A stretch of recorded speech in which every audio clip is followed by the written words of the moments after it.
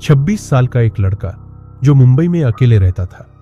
उसे टेक्नोलॉजी से बहुत लगाव था और नई नई चीजें एक्सप्लोर करना पसंद था।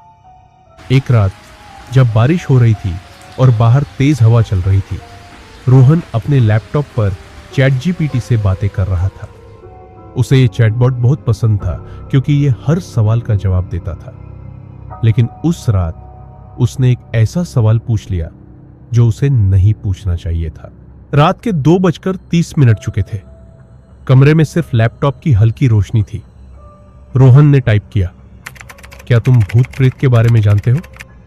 चैट जीपीटी ने जवाब दिया, हाँ, लेकिन यह सब सिर्फ कहानियां हैं। असली भूतों का कोई सबूत नहीं है। रोहन को मजा आ रहा था। उसने अगला सवाल लिखा, अगर कोई मरे हुए इंसान से बात करना चाहे तो क्या कर सकता है? इस बार चैट जीपीटी ने अजीब जवाब दिया, अगर तुम सच में किसी से बात करना चाहते हो तो एक नाम लिखो, लेकिन ध्यान रखना, हर आत्मा से बात करना सुरक्षित नहीं होता। रोहन हंसने लगा। उसने मजाक में टाइप किया, रवि कुमार। रवि उसका एक पुराना दोस्त था जिसकी 1 साल पहले एक्सीडेंट में मौत हो गई थी। जैसे ही रोहन ने रवि कुमार टाइप किया, उसका लैपटॉप अचानक हैंग हो गया। स्क्रीन ब्लैक हो गई और कुछ सेकंड बाद वापस ऑन हुई। अब चैट जीपीटी ने खुद एक मैसेज भेजा, तुमने रवि को बुला लिया है। रोहन के चेहरे से हंसी गायब हो गई। उसे लगा ये कोई ग्लिच होगा। उसने फिर टाइप किया, क्या मजाक कर रहे हो? चैट जीपीटी ने जवाब दिया, दरवाजे की तरफ देखो। रोहन का शरीर सुन्न पड़ गया। कमरे में हल्का अंधेरा था, सिर्फ लैपटॉप की स्क्रीन की रोशनी थी। उसने धीरे धीरे दरवाजे की तरफ देखा। किसी ने दरवाजा खटखटाया। रोहन का दिल जोरों से धड़कने लगा। इतनी रात को कौन हो सकता है? वो धीरे धीरे उठा और दरवाजे की तरफ बढ़ा। इस बार दस्तक और तेज थी। उसने स्क्रीन की तरफ देखा। चैट जीपीटी पर एक नया मैसेज आया था, मत खोलो। रोहन के हाथ कांप रहे थे। उसने धीरे से लैपटॉप बंद किया और धीरे धीरे पीछे मुड़ा। लेकिन जैसे ही वो पलटा, उसे महसूस हुआ कि कमरे में वो अकेला नहीं था।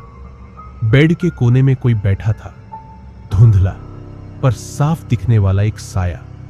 वो हिल नहीं पा रहा था। उसकी सांसें तेज हो गई। अचानक लैपटॉप खुद से ऑन हो गया और स्क्रीन पर फिर से एक मैसेज आया, अब बहुत देर हो चुकी है। रोहन के सामने अब वो परछाई धीरे धीरे उसकी तरफ बढ़ रही थी।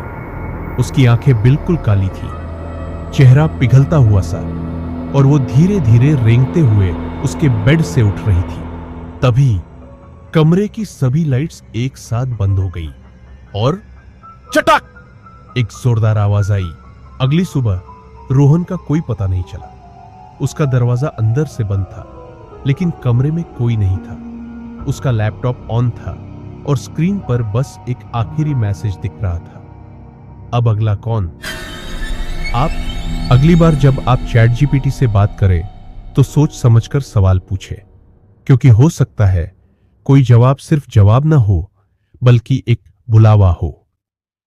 अगर ये कहानी आपको पसंद आई हो तो वीडियो को लाइक करें, कमेंट करें और अपने विचार जरूर बताएं। चैनल को सब्सक्राइब करें और बेल आइकन दबाएं ताकि ऐसी ही और डरावनी कहानियां आप तक सबसे पहले पहुंचे। मैं फिर लौटूंगा एक और खौफनाक कहानी के साथ। तब तक देखते रहे कहानियों की रात।